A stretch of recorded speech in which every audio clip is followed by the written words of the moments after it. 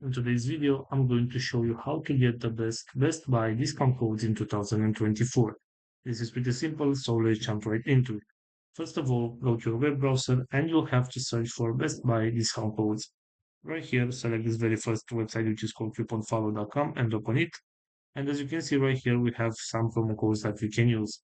For example, if I want to get this one with 20% off, all I have to do is select your coupon code right here, and as you can see, there is no discount code needed. All you have to do is select this option where it says continue to this offer, and you'll be redirected to the website and the discount will be applied automatically.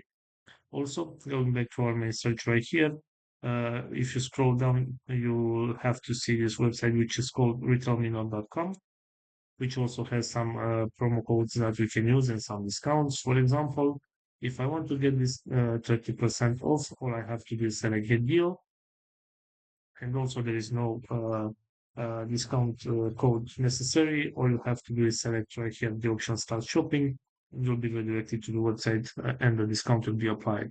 So this is all for today, guys. I hope you enjoyed this video. If you did, don't forget to like and subscribe. Bye bye.